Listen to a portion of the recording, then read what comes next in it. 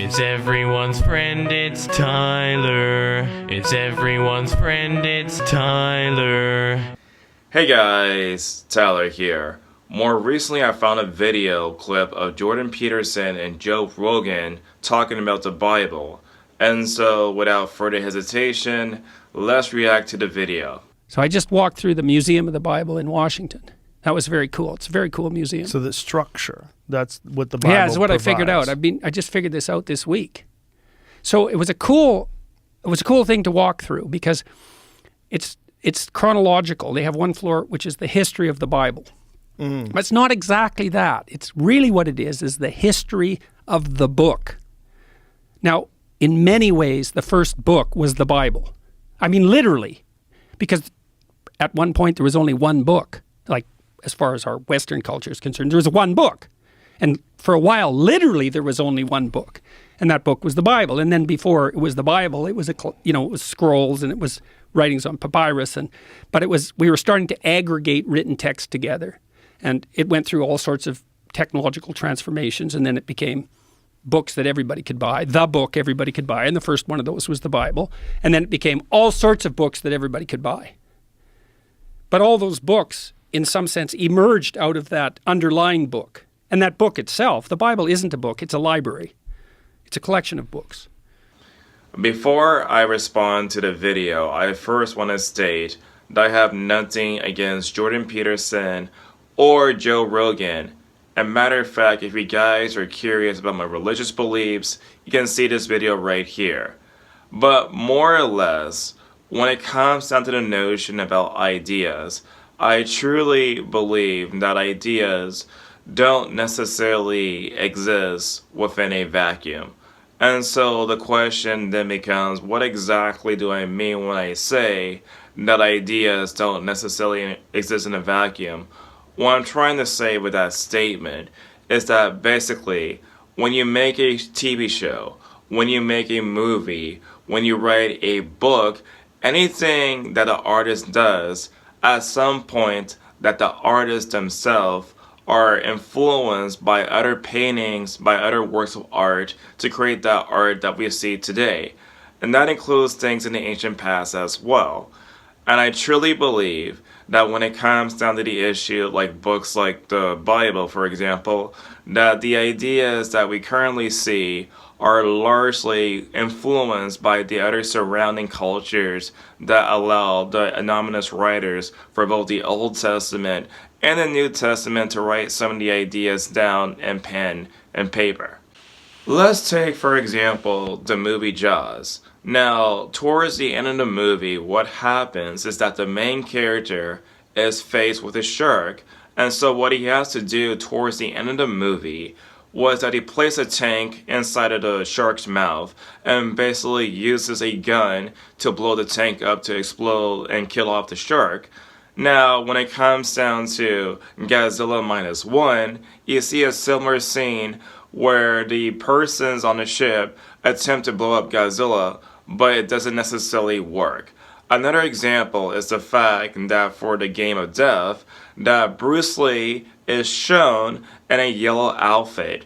Now, for the case of the bride, again, we can see something very similar with the case of her outfit. When I was 17 years old, I was huge into comparative mythology, and there were 3 major locations that I found for many inspirations for the Bible. For example, the 3 locations that I consider to be most vital for the inspirations included places like Mesopotamia, as well as ancient Egypt, and also Greece during that time period. Now, my logic between picking Mesopotamia, Greece, as well as the fact that ancient Egypt probably has some sort of influence on the Bible was the fact that basically during the time period that basically there was something that was known as Phoenicia. And basically the Phoenicians were well known for making boats during that time period, and so they would go back and forth and trade stuff with like the Greeks, for example. And basically, thanks to Alexander the Great, Phoenicia was largely basically conquered by him, and of course that includes direct contact between them and the Greeks, and also during that time period, the Greeks would also have a large portion of Egypt as well. And so that will mean that the ideas and the customs of the people during that time period will also reflect the sort of ideas you can see and within the text. For the sake of this video, I'm going to give you guys at least 3 different examples of stories that basically predate the Bible and of course have a direct influence on the text itself to give you guys a better idea about where the ideas and concepts come from. The first example comes directly from the Tower of Babel story. Now, the Tower of Babel was actually a real location that was known as the Itiminaki, and within the Itiminaki, it was actually dedicated to the worship of the god named Marduk, and this image right here is what Marduk looked like.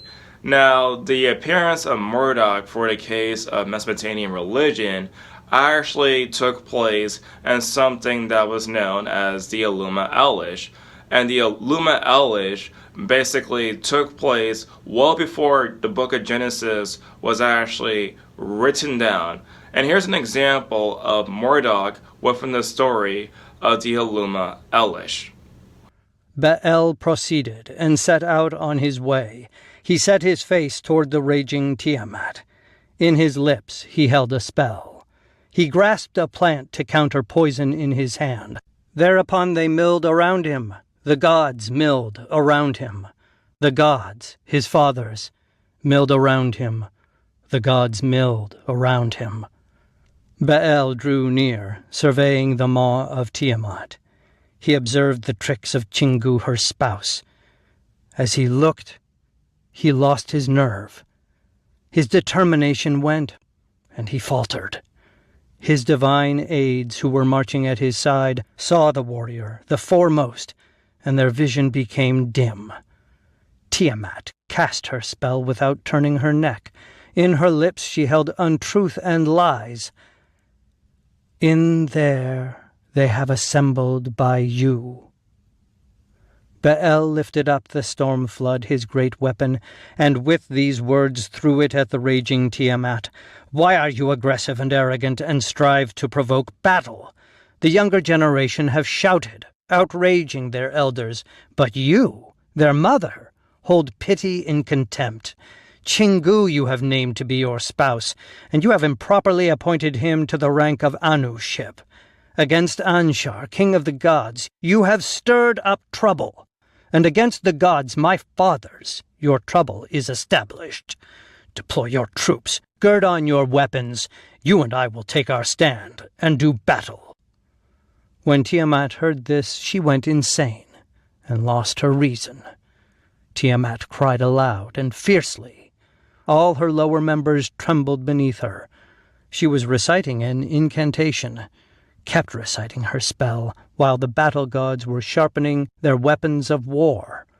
Tiamat and Marduk, the sage of the gods, came together, joining in strife, drawing near to battle. Ba'el spread out his net and enmeshed her. He let loose the evil wind, the rear guard, in her face. Tiamat opened her mouth to swallow it. She let the evil wind in so that she could not close her lips. The fierce winds weighed down her belly. Her inwards were distended, and she opened her mouth wide. He let fly an arrow and pierced her belly. He tore open her entrails and slit her inwards. He bound her and extinguished her life. He threw down her corpse and stood on it. After he had killed Tiamat, the leader, her assembly dispersed, her host scattered. Her divine aides, who went beside her, in trembling and fear, beat a retreat to save their lives. The second example comes directly from Genesis chapter 2 and Genesis chapter 3. Now, within Genesis chapter 2 and Genesis chapter 3, it talks about the tree of immortality. It also talks about a talking snake. Now, the Epic of Gilgamesh predates the book of Genesis, and basically within the story, there is something that is known as the Tree of Immortality, in which Gilgamesh has immortality for the rest of his life. And also by the time he gets the Tree of Immortality, what happens is that a snake basically goes up to him and gets the Tree of Immortality and loses his legs. And it came to pass that Gilgamesh and Urshanabi embarked into their vessel. They boarded the boat and launched it upon the billows. Whereupon the wife of Utnapishtim, the distant one, said unto her husband, Came Gilgamesh hither weary and heartsick. What will you now bestow upon him, that he may take with him unto his homeland? At this Gilgamesh did employ his pole to thrust the boat close unto the shore. And Utnapishtim said unto Gilgamesh, Hither did you come, O Gilgamesh, weary and heartsick. What should I now bestow upon you, that you may take with you unto your homeland? I shall reveal unto you, O Gilgamesh, a secret. It is a hidden mystery of the gods. There be a plant very much like a thorn bush, which grows deep under the ocean. Like a rose, this plant has sharp thorns, which will prick you. Yet if your hand can procure this plant, you shall surely attain life everlasting. Upon hearing this, Gilgamesh dug a shaft deep into the ground until the abyss he did reach. He bound heavy stones to his feet, and the stones dragged him down to the depths of the seabed. There he did espy the plant. As he seized the plant, its thorns did scratch him. Then did he cut loose the heavy stones from his feet, and the sea carried him upward and cast him upon the shore. And Gilgamesh said unto Urshanabi the ferryman, Behold this plant, Urshanabi. It is a plant of great wonder. With it a man may regain his youthful vigor. Unto high-walled Uruk shall I carry it. There will I give it to the elders to eat, in order to test its properties. The name of this plant shall be Old Man Becomes Young Man. Then will I eat the plant, that I may once again come to be a youth. Whereupon did Gilgamesh and Urshanabi set forth upon their journey. After 20 leagues they broke bread. After 30 leagues they rested for the night. And Gilgamesh perceived there a pond of cool water. He descended unto the pond, and bathed in the water. But a serpent smelled the fragrance of the plant. The serpent slithered forward silently, and snatched the plant. As it snaked away, the serpent sloughed off its skin. And then did Gilgamesh, when he beheld the serpent make away with the plant, sit himself upon the ground and weep. My final example for Mr. Peterson is the fact for the book of Joshua, what happens is that the sun basically just stands still. Now, one of the oldest works in ancient Greeks is something that is known as the Iliad, and basically it predates most books of the Bible. And this actually occurred within the Iliad. Agamemnon prayed, saying, Zeus, most glorious, supreme that dwellest in heaven, and ridest upon the storm cloud, grant that the sun may not go down, nor the night fall, till the palace of Priam is laid low, and its gates are consumed with fire. Grant that my sword may pierce the shirt of Hector about his heart, and that full many of his comrades may bite the dust as they fall dying round him. Hopefully with this video, I've demonstrated not only to Mr. Peterson, but the rest of you guys watching this video, that there were books that basically predate the Bible, and not just that, that maybe some of the books that predate the Bible actually influenced the Bible. But what do you guys think? Tell me in the comment section down below. And as always, I will see you guys in the next video. It's everyone's friend, it's Tyler. He's your only black friend, so he's your best black friend. I wouldn't trade him for another black friend, because black friends are rare, as you should be aware. He smiles like Richard Pryor, so just sit and stare. It's everyone's friend, it's Tyler. It's everyone's friend, it's Tyler. It's everyone's friend, it's Tyler.